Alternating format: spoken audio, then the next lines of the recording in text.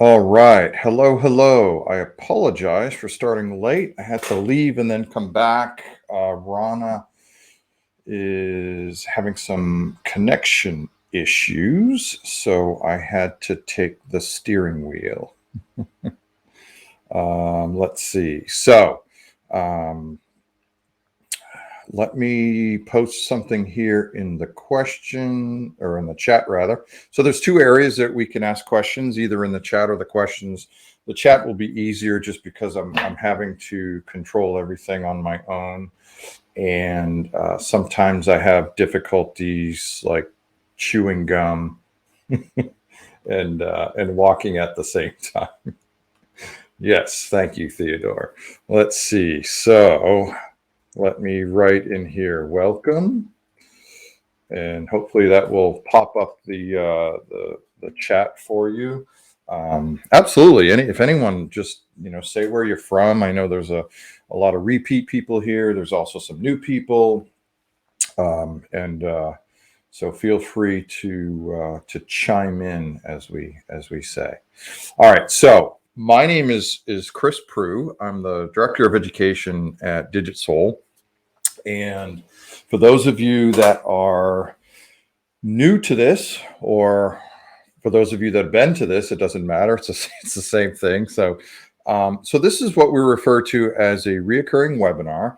And we do it every month, and it's based specifically on the product. So it's not, education per se in the sense of concepts. But really kind of focused on utilization of the product, either the walk, the run, or the performance rehab module. So every month we kind of go back and forth and we do a different module. But what we do is we select a different topic. So those of you that have been here in the past, we've done older adult, we've done neurological, we've done jumping last month. For those of you that were here, I used my son as an example for the performance rehab module that we do with baseline testing. So today is actually based on the walking module, but the twist of today is we're going to look at orthotics. More specifically, we're going to look at the orthotics feature. I shouldn't say feature. It's actually a product in and of itself, a product related to our walking and our running module. So what it means is that we're using the same technology. So you will use the inserts, right? So these are the same inserts that we have for Digitsole, and these are the same pods or sensors. So you'll still need these, but what'll happen is you can do a walk or a run, and then it will generate an orthotics recommendation. And then you will be able to, if you do a walk module, you're going to be able to look at the prescription based on the performance of the individual. So we have multiple base models, and then we also have all of the postings that I have here that I will show you an example here in a moment. I'm not going to get into a lot of the construction. I know a lot of you here either are one of the distributors or have been evaluating some of these. So some of you have already seen these. I'm going to show you mine that I've been wearing for about 3.5, almost 4 months, quite a bit. And so what'll happen is it'll generate a recommendation, and they're thermomoldable, so you can configure them in subtalar neutral. You can overcorrect for them. Those of you that have done this before, I know there's a lot of podiatrists and orthotists here, so you know the drill of how that works. That's not today. We're not really going to get into all of that, but what it's going to provide you is a recommendation of the 243 different combinations, and so that's what it's going to do. So we're going to do the same thing. We're going to go through the walking analysis, but I'm going to show you sort of different steps. And let me kind of outline. I'll show you real quick what, whoops, and Rana made it. Hi, Rana. So like I said, there was a connection issue. So we figured it out. And these are the run. So there's some slight different configurations and material on the different areas and the different sizes. And again, this is not for today, so I can't answer all of the questions about that because I don't even know all the answers, but that'll be another day. We'll talk more about the specifics, but I just thought it would be kind of cool, and hopefully I'm not going to get in trouble for showing you guys all of this prematurely, but it's been pretty exciting for me, and I'll talk more about that as we go through and sort of my experience. And to give you a little bit of background, I'm a sports scientist and was a sports physiotherapist, what we refer to here in the United States as a certified athletic trainer, and then I'm also a chiropractor, and so I do a lot of full body issues, and I'm not a specialist in the foot per se. So the way that I might use these could be a little bit different than some of you. If it's not hyper focused on the feet, but more so, how can I use orthotics to treat my patients with low back pain, for example? So we'll get into that. So let me get rolling here, and so I'm going to show you what I did here. This is the shoe that was tested. This matters. This matters because shoes affect walking. And so if you've seen two of our other episodes, we did the effect of shoes on walking analysis. We also did the effect of shoes on running analysis. And I used the same shoes. And as you can imagine, the shoes for walking were better at walking. The shoes for running were better at running. So this is an Under Armour product, and it's a cross trainer. So cross trainers are inherently designed to basically have a control to them. So you'll notice the heel is very wide and it's flared all the way around, approximately 270 degrees. So it doesn't make the best running shoe. It doesn't necessarily make the best walking shoe. And that's why they call it a cross trainer. It's kind of a combination of different things.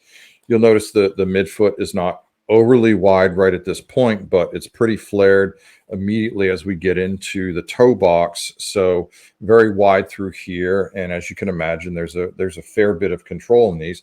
They tend to have some constructions that are a little bit more rigid in the upper section as well as in the midfoot there. And they tend to often come with a slightly higher insole. Not always, so it depends, and I'll usually take them out anyway because they're not going to be as good as something else I can do. So shoe here is right. That's the Digitsole insole. That's the sensor that's in it. So I tested, as we normally do. We take out the insoles and we put this guy in, and then I test walking. Right. As you also know, most of you know, I use a treadmill when I'm trying to control the variable. So I did this on a treadmill, and you'll see why here in a moment as well. And I'll talk about that because that changes things a little bit in terms of some of the data that's going to be generated. But so I tested, and we'll look at this, and then I'll show you what it does in terms of generating the recommendation. And then what I did was I took the recommended orthotic and then I put it in here. And then I put this back in here. And then I put it back on the foot, and then we ran another test. We ran a couple of tests actually. And so I tell you that because that's the process. I won't recommend it or not recommend it, but as you start stacking a bunch of things inside of a shoe, you'll see that it changes things a little bit. So what happens is as you start adding, material, it may accentuate, some of the findings. And that's exactly what happens when you just put these, right on top of a shoe. But I did it because when Well, I had to give you something to look at, and so we'll look at that, and we'll get into that. So let me share my screen.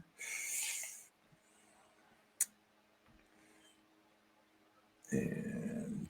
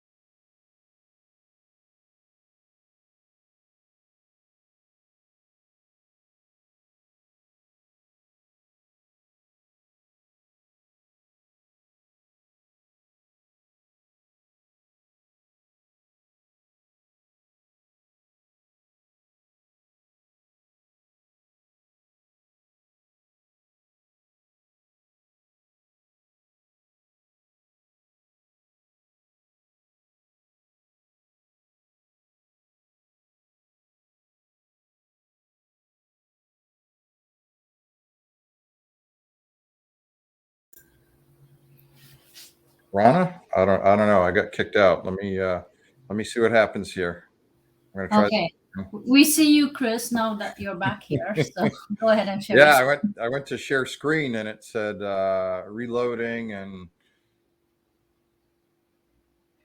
let me see what happens. All right, I think that's better. Yeah. Okay, It's sorry about that. Okay, so for those of you that are new, I use the online app a lot. I mean, obviously we have it on our mobile devices. I use the online app because it's a little bit more robust. It has more information, and this is typically how I share it with patients. So this is your dashboard, and you can make some changes here. It shows you the more recent analyses that you've taken. I can click on patients and it will populate the list of patients. I can actually add patients from here. I often do this if I know, I've got patients coming in and I'm going to be testing, or if I'm doing large groups like a sports team, I can add. It's just easier, in my opinion, on a computer with a keyboard than using my mobile device. So you can populate your list of new people that you're going to be testing and make it a little bit faster when they come in. Or, like I said, if you're doing an outreach program or going to a running event or something like that. Adding your equipment, we have different settings. So I have two sets of pods that I have connected. You can, change the language and go from, I'm obviously American, and we still use the imperial system here. So let's go back up. This is the home page. Let's go back to the patients. Okay, so this is going to populate all of my the patients I have. So this might look a little different. So I'm in what's called the alpha environment, and the alpha environment is one of our test environments. So this feature I'm about to show you is not available to everyone just yet. Well, it's not available to anyone commercially. So that that's why for that. But and hopefully it's okay for me to say, but we're looking at being able to release this maybe by the end of summer, beginning September, or something like that. I'm not exactly sure. I'm not the product guy, but okay. So I chose the patient in question, and then again it populates the top recent ones. If there's something further down I want to look at, I click on patient analysis. You can click on patient file and it shows you the information of the patient where you can make some changes. I'll come back to evolution here in a moment. Okay, so we are actually going to start here. So you'll notice it says under a cross trainer. So what you can do is you can actually relabel these. And I do that a lot, so I know what the heck it is I'm looking at. But they all do have a stamp to them. It tells you if it's a walk, run, or jump. and it tells you what the date, and it tells you what the time frame was exactly for that. So I'm not going to rename that, but let's pull this one up. Okay, so again, here's the stamp right here. Across the top, it shows you orthotics, general, details, and filter. Let's look at filter real quick. So we have some built-in filters. We're actually working on a lot more that should be coming out pretty soon. And so neurological, these are looking at specific metrics. What it does is it shrinks down the analysis to specific metrics that are more common to deal with those particular conditions, to make it easier for the clinician, or maybe when you're showing a patient, a little bit easier in terms of some of the data that they're actually looking at. That means more to their particular condition. These three dots over here. So when I click on that, you'll see it populates a drop-down menu. I can rename the analysis from here. I can compare this to another one, which we'll do here in a moment. I can export this PDF file. I'm going to click on that real quick to show you. And that's my avatar. I'm a John Wick fan, but anyway, so you could put your own picture in there is the point. You can call it what you want, and you can put the patient information or not. So you can decide some of the information that you would rather not have on there. So this is the name of the file. It shows you the basic dashboard information, walking profile, the other metrics that are actually on there. So this is interesting because you can share this or email this directly to another person, another healthcare practitioner. You can put comments in here as well. So it will populate and it will save that information for you. So I'm going to close out on that so we can go back here. Now, we are looking at what's called the general view. So the general view shows you some summary information. So when you're taking an analysis, you can actually put in this pain information, or you can put it in after the fact, also with walking aids or shoes. Okay.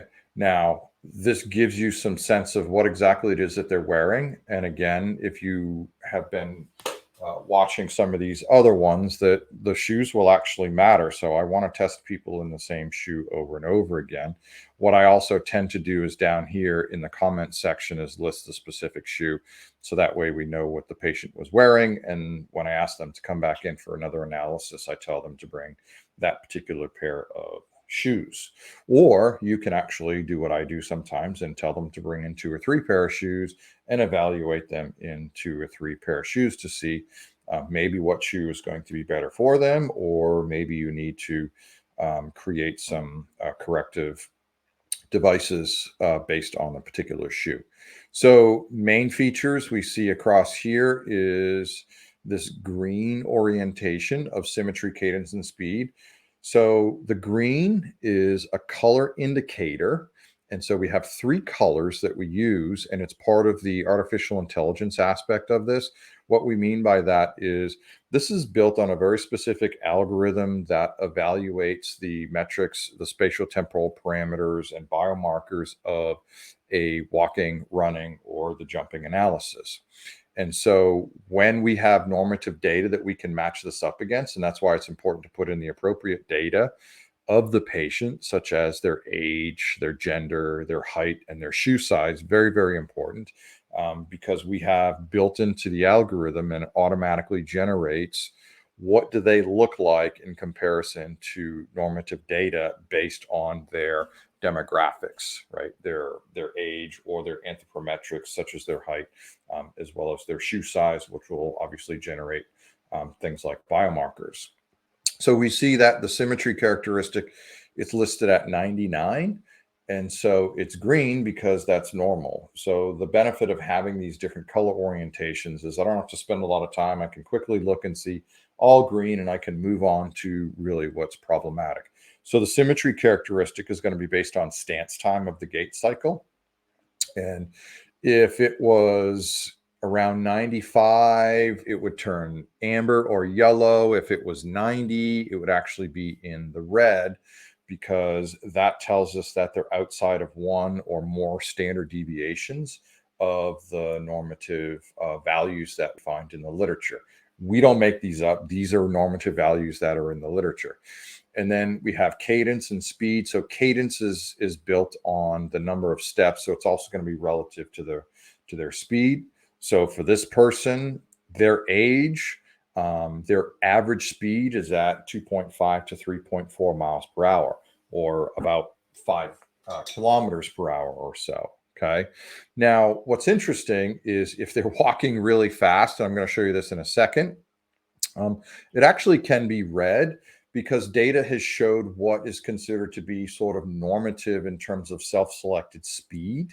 So basically, when I ask a patient, say, listen, I want you to walk at a comfortable speed as though you're trying to get someplace. You're not in a hurry, but you don't want to be late.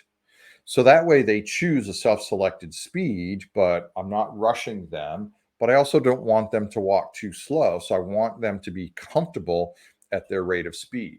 So I actually did this on a treadmill. So when I do use a treadmill, we may start, I do a test first to see what's going to be a comfortable walking speed for them. And we do a little bit of practice. And treadmills are funny because if they don't normally use treadmills, it can be unstable for people that otherwise don't have stability issues. And so you would want to have them practice. Or better yet, you would want to have them overground walk, right? If you have enough space and you have neutral surfaces, like inside of a clinic or something like that. Different surfaces do affect the gait pattern for walking and running as well as jumping. Harder surfaces versus softer surfaces. So again, being consistent is also going to be important. Then it shows you the walking profile, and within the walking profile, it has stance and swing phase percentages of the left and the right feet, as well as the double support percentages. So on average, it's somewhere between 55 and 65% in the stance phase, and then obviously the opposite in the swing phase. Double support phase is going to increase the slower that somebody walks. It's going to decrease the faster that somebody walks. If I see a large deviation here in stride length, and that's what these numbers are right here, and you'll notice again, they're also in green. Or if I saw something up here that was discolored, either in the amber or definitely in the red, I can click on the advanced and I can break this down a little bit further. So again, part of the artificial intelligence aspect of this is it tells me whether or not something is normal. It tells me which side it is, and it tells me whether it's considered to be high or low. And that's what this line graph is. In the green is considered to be the normative. In the amber is a standard deviation outside, something I probably want to even maybe think about. If it's red, I definitely want to look further into that. So at this particular speed, which is 2.8 miles per hour, it's probably a little bit on the slow end of normal for this particular person, but it is within normal, which is why we see a normal stride duration. Fairly normal, but on the low end of the stride length, which is also why we see kind of a shortness on the stride time, because they're turning this over relatively quickly, and it has something to do with the treadmill as well. And I know for a fact, because it's the length of my portable treadmill that impacts that. People will not have as long of a stride length, and so some of these other parameters are going to change. The other thing that's also going to be different is if they tend to be walking slower and on a treadmill, they're going to have a tendency towards using plantar flexors during propulsion instead of balancing it between plantar flexors and hip flexors moving into that swing phase. Now, I get a lot of questions about this because people are like, oh, it's in red and it's 10%.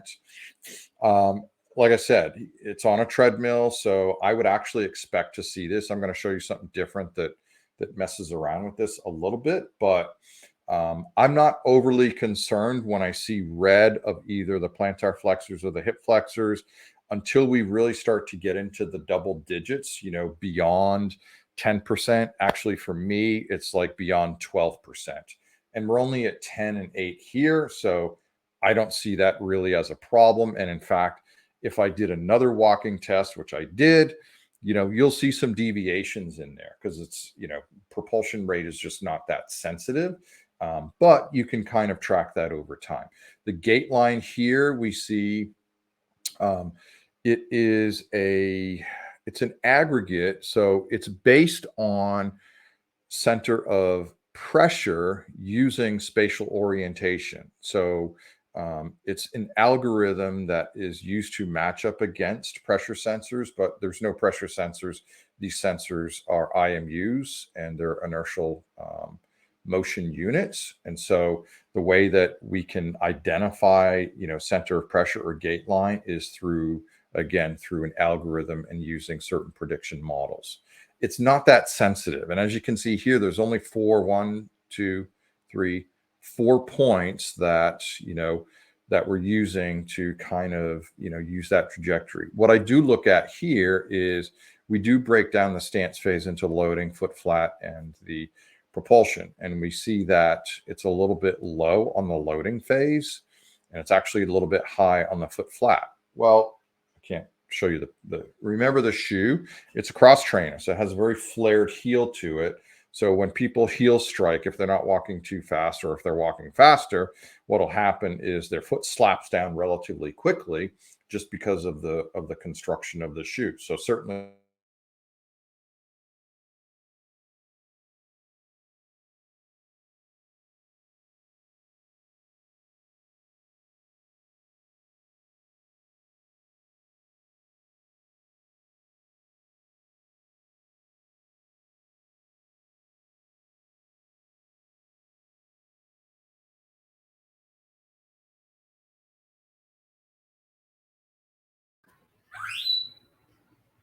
Seems that Chris got disconnected again. Let's just give him a couple of minutes till he comes back. Thank you.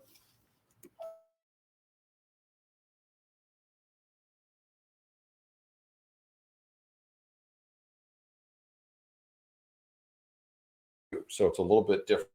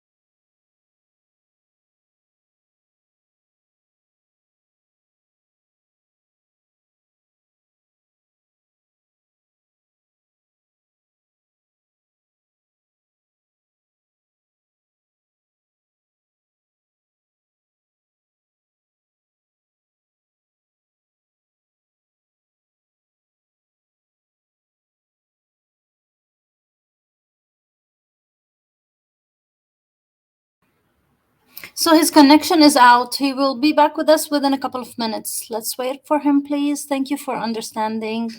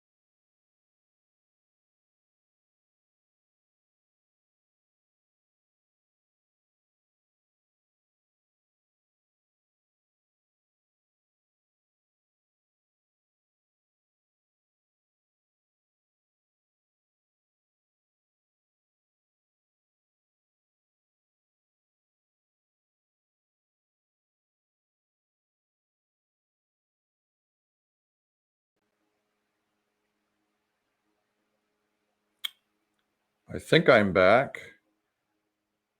I think it kicked me out. I'm going to wait for Rana to let me know where I left off. Use your, I did, Rana. I'm in there.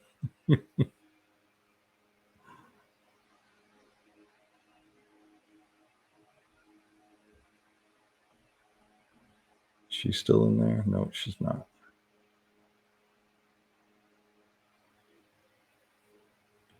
Are you there, Rana? Yep, I'm here. And we're Yeah. still live, so you can just go back to your Okay. presentation. Do you know where I got booted out? I don't recall exactly where. What was I on the pronation supination graph?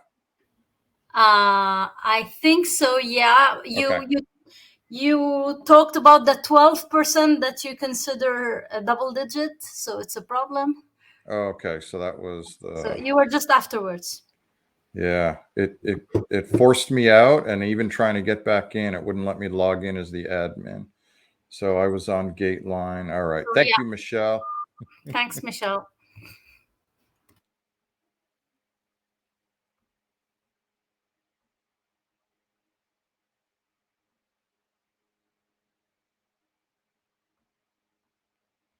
Take two. Sorry about that. All right. So on the gate line, and I don't know how far I got into it, but the gate line is generated as a result of our orientation. It uses an algorithm that is a prediction model based against a pressure sensor. So it's not as sensitive as a pressure sensor, and it's not meant to be that. It's just more of a generality. But I think what you'll see on one of my next ones, I'll show you real quick, is that it actually does show you some interesting information. But you do get the breakdown of the phases in the stance phase, and that's what allows you to know, sort of where those relative percentages are. And I think, and again, I don't think you heard this one, but so we look in the loading phase, it's showing that it's low. Very common in using a cross trainer because it has that flared heel, and it forces that foot down relatively quickly. And sometimes it's a little sharp for some people. So I'm going to go up to the details view, and this is where we look at that pronation and supination. So as I was saying, so the pronation and supination, as most of us, had learned it, is more not of a block model. It's a 4-foot midfoot model that's triplanar. So we're looking at, this is one of the things that is generated using our particular system. And so this is the graphical representation, this green corridor, that with our system that we've determined a neutrality when it comes to normal trajectory through that stance phase. And so I get a lot of questions on this because people are like, well, how does it, follow that pattern if a foot, doesn't normally do that? This will be the foot more of a block model prediction in a shoe. And it's predominantly looking at sort of calcaneal orientation versus midfoot, because that's, I won't say near impossible. You'll get some of that obviously a bit in a pressure sensor inside of a shoe, and obviously more so in a barefoot situation. So as we see here, it actually gives me the number value, and then it gives me a min and a max. And a min and a max is actually a standard deviation. It's not really a range. It's literally a standard deviation, and that's what these thin lines are. So we see that most all of these points fall within or just on the outskirts of that normal value. And this is predominantly where the calculation, we use this and the foot progression angle in terms of determination of the orthotics recommendation. Okay, so let's go ahead and go up to that. So let me refer to this real quick. So we do see a pretty normal trajectory and very close values on that left foot. But we're seeing, sort of the opposite direction going on with regards to that right foot. So in other words, they're heel striking, they're reducing that inversion to a more neutral position. They're rolling up and they're lifting off the heel. And then what's happening is they're going back into more of a heel inversion, and that's what the negative angle representation is going to be. If I was kicking the heel out going into eversion, that would represent less of a negative angle, or actually potentially approach a positive angle. I'll show you another example here, right? And so we find these values here. This is the foot progression angle. This is the amount of toe off position right before we get into heel strike position.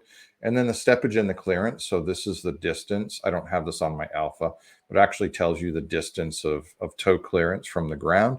And this is the orientation of the foot on toe off relative to the ground surface. And then this is the orientation of the foot on strike, or foot in, or heel strike, whatever you want to call that, as we're going beginning into that phase. So here's what happens is I can go up here and I can click on orthotics. So if you have a Digitsole system, this will be part of that. You can also potentially get this as a standalone. Okay. So over here, it'll look a little different if you just have the standalone. So over here, the recommendation is the walk performance. This is a specific base model of what I was showing you earlier. Okay, specific base model of the orthotic. And then, and I'll come back to confidence in a second. And then over here, this is where it's going to show you where your postings or wedges are going to go. And I'll show you this as a picture in a second. So because my values fell within the normal range, it's not making any recommendations with regards to adding any of those wedges. Okay. The other thing that's interesting over here is our amazing engineers developed what's referred to as a confidence level. You will rarely see this anywhere else, and it's obviously a percentage is based on 100, but know that basically even custom orthotics from moldings or 3D printing, they don't have a 100% confidence on how you're going to walk, right? And so because they're also not even testing you dynamically, they're testing you from a static position. So we put this in here, which I think is really amazing and very transparent in terms of how we think. So it gives me the recommendation of that sole. So let me go and let's pull that up. So like I said, I put the insoles in, and then I put the Digitsole analysis on top of that. Let's choose this one. So this is same speed, same shoe, same person. So we see that it didn't ruin any of my performance characteristics. Actually, we get up to 100. We see the stride length is normal. We see nothing really changed with regards to percentages. We see that we did get some normalcy in propulsion. And we also see some foot change orientation here in the center of pressure. Okay.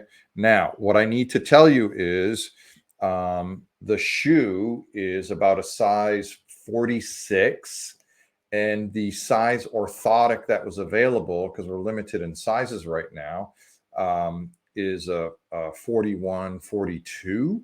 So they're a little on the short side. So, and I was okay with that. I wasn't actually trying to make a correction for a patient. But so my question was, is the system sensitive enough to detect that? And so we do see some differences in our walking patterns. So let me click on the details here and let's go to this. All right. So now if you remember, and I'll do the comparison here in a second so we can look at this.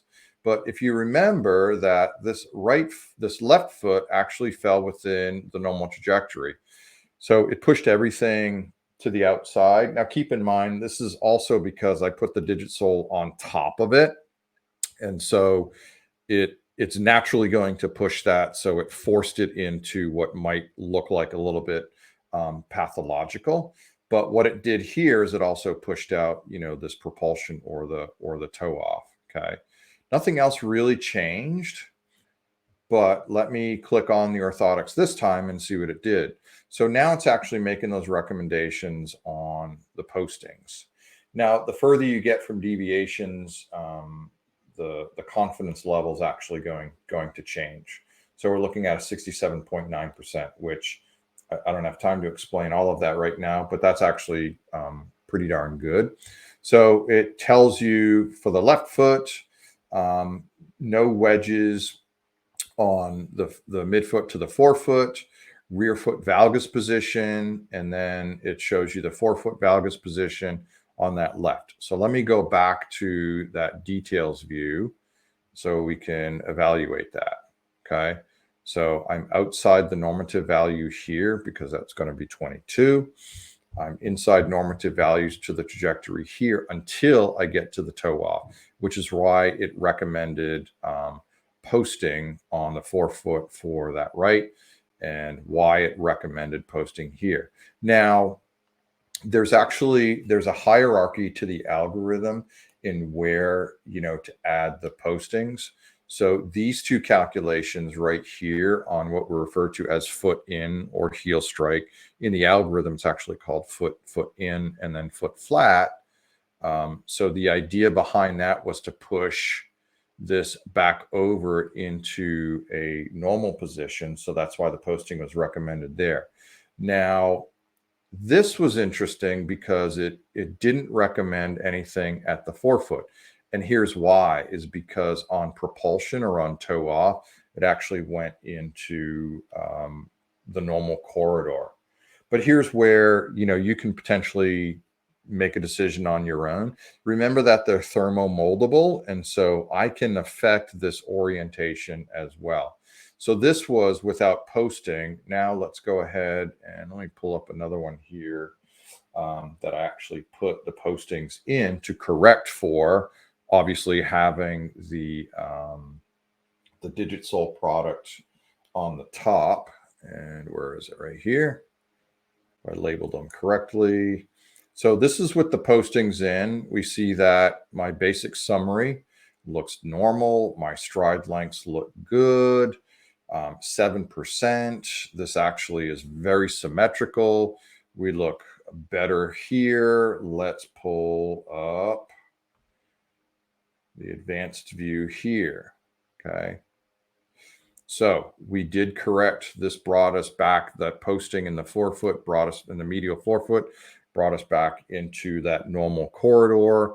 And you can decide if you wanted to push that a little bit further, you can add a larger wedge to that if you wanted. Same thing here. I wouldn't actually do that just because of the way that I tested it. Because remember, again, I put the Digitsole product on top of that. So that pushed everything to the outside. So with the Digitsole off of that, all of this is going to move internal a little bit. Okay. And again, this moved into that normal position. So this is the only outlier that we see here, but it didn't recommend a posting because we went back into normalcy in the propulsion phase. Now, for fun, what I did was I actually added a lateral wedge in the forefoot, and it didn't push me over very much. And the reason is because it's the size of the orthotic is too small, so I didn't have enough on there. But this is what it did, and let's look at recommendation and see if it changed. And so, based on now what I have, it's not recommending any postings, and it shouldn't, because hopefully if I did this right, I shouldn't need them. But what's interesting is just with the postings that it's sensitive enough to pick up that information from that dynamic perspective, which I thought was pretty cool. I did mention something earlier because I wanted to talk about why use the treadmill and controlling variables, especially in running. One of the interesting things is calcaneal eversion, but even in walking, it's less pronounced. Even in walking, those foot in characteristics are going to change. So, in other words, speed matters, right? Because the faster you run, the shorter or less wide, so a narrower base of support, the faster you run is very, very common. And that's obviously going to affect the angle at the hip, which then affects the angle at the foot and the position at which the foot actually strikes. So what I did here was I went faster, wearing the same situation, just to provide you an example, because I had way too many green colors in there. But we see that the cadence actually moved to amber, so it increased. And again, cadence is going to be relative to the speed. So it's in amber because it's beyond normal for that normal speed, but it's also because I'm walking about 25% faster, right? So I went from 3 miles per hour to 3.9, or 2.8 miles per hour to 3.9 miles per hour, right? And even in running, a difference of about 7 or 8% in gait velocity, has dramatic changes in your spatial temporal and metrics. So we see naturally I should have a longer stride length, and all that looks normal. Now let's break that down. So if you remember that my swing time was already pretty short, now I'm really short, but it's a treadmill with a short belt. So that's actually going to make sense. And that's why the leg is moving relatively fast, but it's good relative to the overall stride length. So this basically says this is not a normal walking speed for that particular person. In the propulsion, 9% and 1%, I'm okay with that because it's less than the double digits, and that we do tend to see changes. But here's what happens, because now the person is walking faster. That's a natural reaction to actually incorporating some of those hip flexors. So if I was walking a little bit faster, we would likely see this change a little bit, and we would start incorporating the hip flexors on that left side as well. We see, again, some similar orientations here in the gait line. Let's go ahead and pull up this guy here. So very similar trajectory. Again, we only have that one little outlier, but because we're actually into toe off phase, pretty normal. And again, I don't have a long enough orthotic, which those of you that know, a 3/4 length, for example, or a short orthotic isn't enough to correct, this particular orientation. So neither would a wedge be, if that actually mattered. The other thing I actually tried to do was to correct that for in the molding, and I couldn't, just because again it's too short and it's not perfectly aligned within the arch. So kind of tells us that yes, the size actually does matter. The trajectory on this one looks normal and was fixed as a result of the posting. And again, everything looks normal within the the foot progression angle and the steppage and the clearance. So if I click on that again, because those values within normal, there's no recommendation on any particular postings. It gives me the same recommendation to be wearing the walk performance. So I'll talk to that real briefly. I can't even give you all of that information yet on the differences of all of these. Some of you actually already know, but this also will incorporate things like the mass, the weight of the individual, as well as their activity level. In the running, what's also going to change some of the differences is whether or not they're a heel striker on foot in or whether they're a midfoot striker on foot in. If they're a heel striker, we're going to have a little bit more cushion in that heel cup than if they're a midfoot striker, and recommend a slightly different base model even before we get into any of those postings. So again, real quick, let me sort of define the algorithm is using these 4 points in the pronation supination. There is a hierarchy, right? So some values mean more than others. So heel strike being one of those, the transition from heel strike to flat foot in, another one that's relatively important. And we also use the foot progression angle because that may also influence, especially in that flat foot position, that may indicate some things that we might want to change. So the unique thing is, when we look at this, again, I'm not saying that you should put the Digitsole insole back on top of it, because it will accentuate that. You can do that for fun, just to kind of see, are they following a normal trajectory? Know that it's going to shift that graph slightly to the outside. So if they did reset themselves and they're a little bit on the outside, then good, that's okay. It does change the foot orientation a little bit, so it's going to affect some of these metrics and biomarkers. But again, just for interest's sake, you can look at and see if it actually changed some of these other spatial temporal parameters. Whew. I apologize for the kicking out of Livestorm, but I don't have control all the time. So we got a couple minutes for any questions. I know some people are going to have to leave, and that's okay. Everything will be recorded, so if you wanted to go back and look at stuff again, I know that we do have the month of August off, and we haven't quite decided. I have some ideas on what the next topic is going to be for September, but I guess you'll have to wait and see for a little bit on that. But definitely the rest of the summer, if anyone's taken any holidays, have a great holiday. I look forward to talking to everyone again in September. So if there are any questions, feel free. Like I said, if you have to leave, email me, education@digitsole.com. Happy to communicate that way. If you have any questions, feel free to write them in the chat.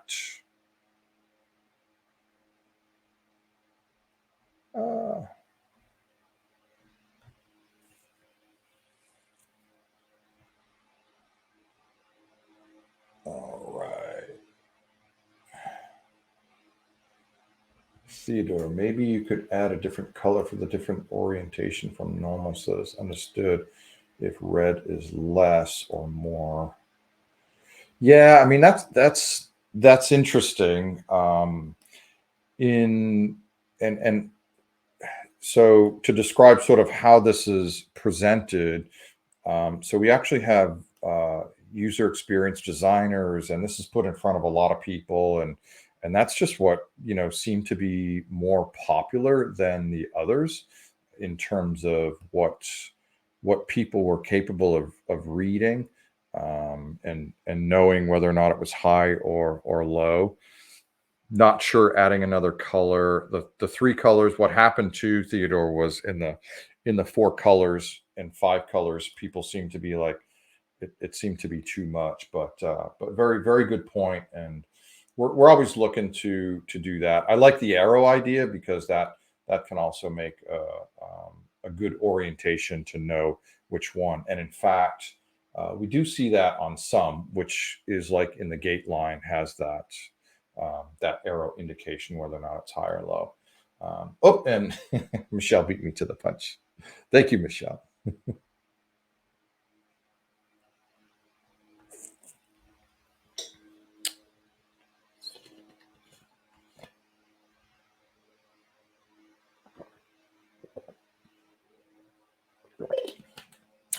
Yeah, you know, what's interesting when we look at that,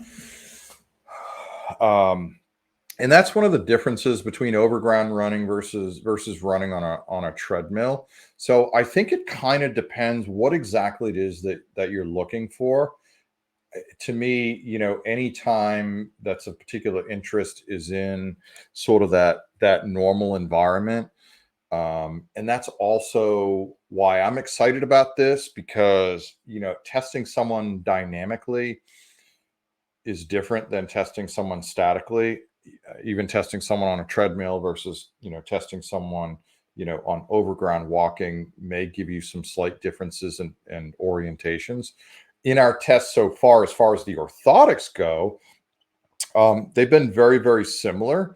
Because the output metrics that we're using don't seem to be as affected unless you're on a sort of a non-flat surface, or, you know, if you're running on concrete or tar versus running on a dirt surface. You'll see things like an increase in flat foot stance, as even propulsion on dirt there versus concrete or something like that. But as far as the foot orientation, that didn't seem to matter as much. Again, I use a portable treadmill because I take it around, and so it has a shorter belt on it, and it's also a little bit thinner. And and so I know for a fact that does change things. And even, you know, the people that I test, that I work with and test here, that we also test on the track, it does come out a little bit different in terms of some of the spatial temporal parameters, but the foot orientation is fairly minimal. And I think what our engineers are finding, because they are using overground as well when it comes to the running, and they're finding that it doesn't seem to be that different in terms of the foot orientation in contact phase.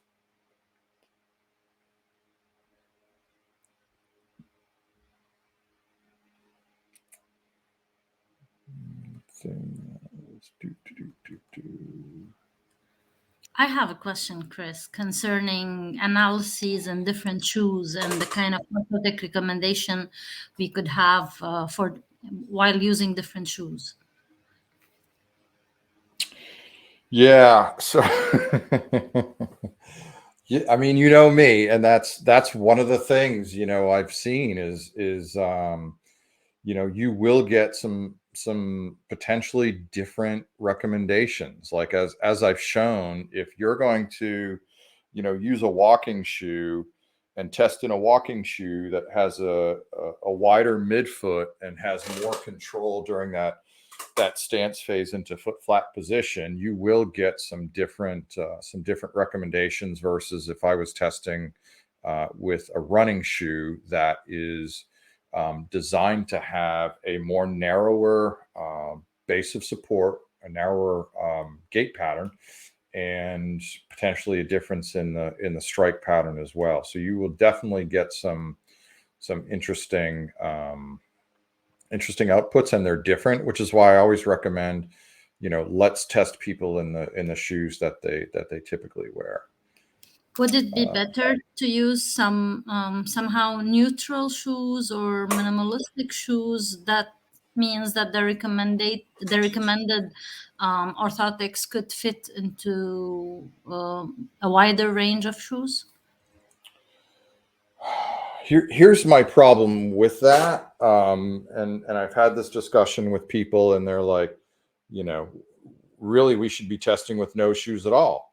And my argument to that, and I've shown this, is that the shoes will affect the orientation of the foot, and there's lots of studies out there that actually show that. So, The problem will be, will you be undercorrecting or overcorrecting? And that, so if you get a very neutral shoe to test in, and then they have, something that has a different pattern to it, it may not be enough, or it potentially might be too much. So my recommendation to people is, let's figure out the shoes that you wear a lot. Let's test another shoe if there are multiple shoes, and maybe we can find a middle ground when I'm doing the postings or molding it.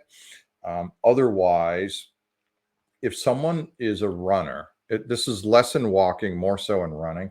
But if someone is running, I mean, it makes sense that we really should be more specific and test them in that very specific shoe. We have a question from Ramsey. Hello, Ramsey. The AI technology measures symmetry based on an algorithm, but someone can overpronate excessively on both feet, but still register. Well, yeah, but so the symmetry is not pronation supination. The symmetry is based on just contact time. And then you have to actually look in, because you can absolutely, if you were to see my feet, really, I over supinate on one foot, over pronate on the other foot, and might have very similar contact times. So the symmetry is based on the contact time. And then I need to look at, so the symmetry is not part of the orientation when we're looking at the orthotics recommendation.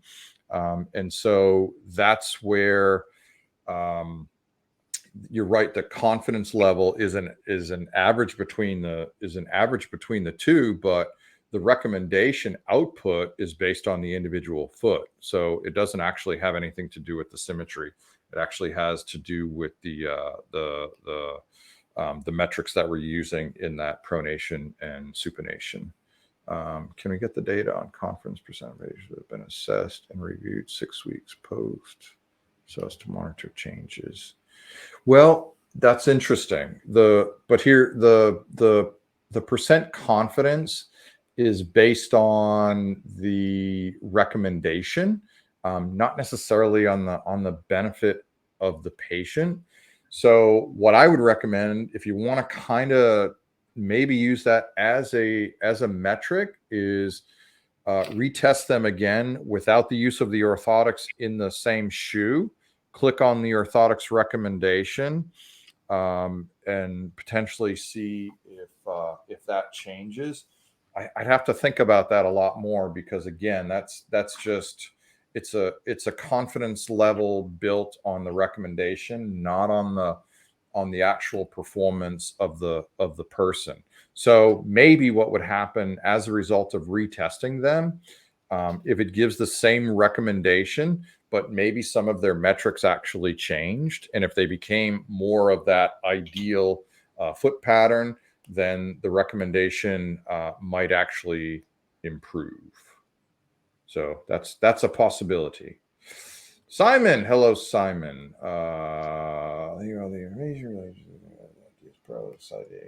Yes, thank you. We're looking forward to that. It's been the team has just done an amazing work on these calculations, and it's really improved my interest in recommending orthotics.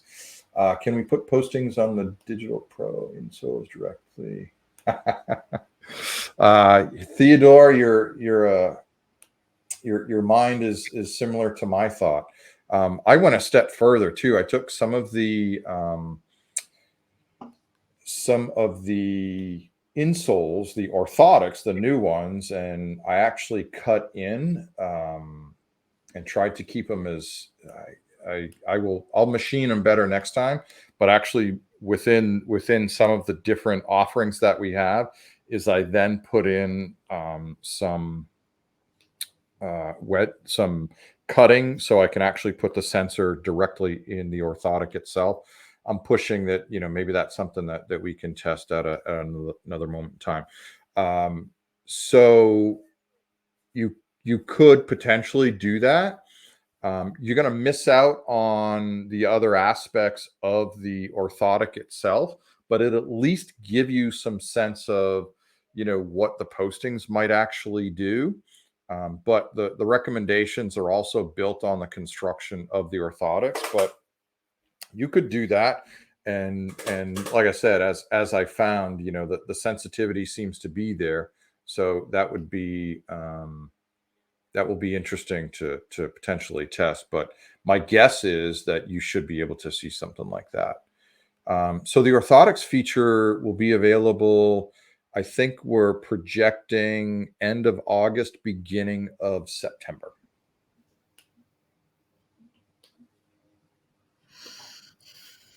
I'll pull up that. So I think we're just in questions. There we go. But don't quote me on that, because I don't have top secret clearance on everything. So.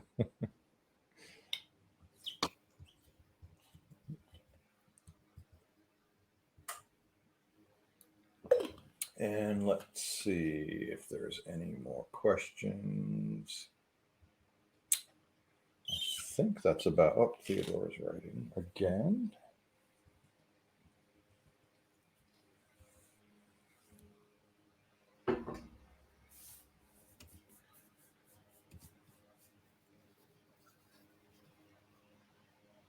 Yeah. Yeah. So I think that's our projection. I'm hoping to do some testing on before the release again with some different sizes, and actually I've got some, I think, another cool idea for we haven't even talked about the jumping and the performance module. Again, it's a big plus of the system that it can be used outdoors, so I plan to do a study. Awesome. I look forward to hearing that for sure. Yes, indoors and outdoors to see some of the effects. We've got I can't tell you right now because we're in confidential agreement right now, but we've got someone kind of doing some similar stuff like that, which is pretty cool. And then I'm working on the track and field team for one of our universities, as well as in conjunction with another university, to see if we can collect some interesting data, as well as look at the impact on the differences in the running situations and the influence of the correlation between some of the jumping metrics. Could the DS be used to evaluate hip, knee, and spine pathologies, or is it focused on the foot? Well, that depends, because we have data that shows that, like, for example, knee pain or hip pain does have an influence on the low back, and vice versa to the foot. And then we can actually use the foot to predict some of the other issues. So, for example, people that tend to overpronate tend to also have an increase in internal tibial rotation. And then when we use certain wedging, we can actually change that moment at the knee, pretty well established.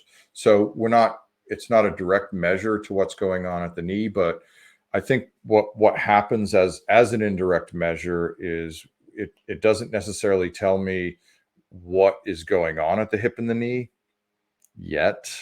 There's some interesting things in the works, but what's interesting is the correlation. So in other words, there's several studies looking at the impact of low back pain on gait, and when you fix the aspect of gait that is improper, it has a positive influence on low back pain or hip pain or knee pain. So, for example, we know with osteoarthritis, we can wedge certain ways, and we can reduce knee adduction moment, right? The forces that are going on in adduction at the knee joint with specific wedging, and that's been shown in both the diseased population and just biomechanical studies themselves.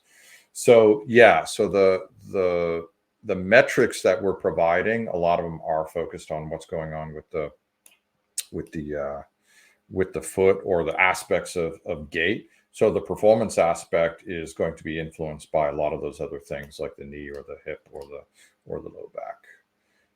Will the orthotics feature be used in a carbon fiber or polypropylene device? I don't really have an answer to that, Ramsey. I think we're still working through certain details, but hopefully you can shoot me a message, and I can probably get you some more information as we move forward and we come to some final decisions as to where some of the materials are going to end up. But yes, thank you, Anna.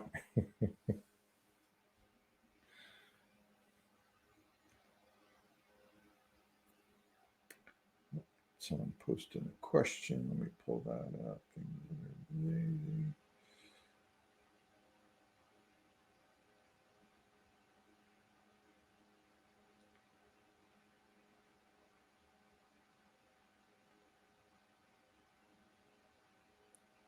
Oh, okay, Theodore. I didn't know that's where you were specifically. Awesome. And thank you, Michelle. And don't forget, we don't have a webinar next month in August, as almost everybody is on vacation. So enjoy your summer, everybody, and we'll meet again in September. In the meantime, if you see any interesting case that you'd like to share with us so we can present it in September, you're more than welcome to send it to us. Cool. Well, thank you, everyone. Thank you for the new people. Thank you to my regulars. I guess you're not sick of me yet. And we'll keep rolling. I look forward to hearing from some of you and some of the stuff that you're doing. Enjoy the rest of your summer if I don't end up speaking with you all, but look for something different, hopefully, and something new. So thank you to all. Thank you to all of you for taking the time, and we'll see you next time.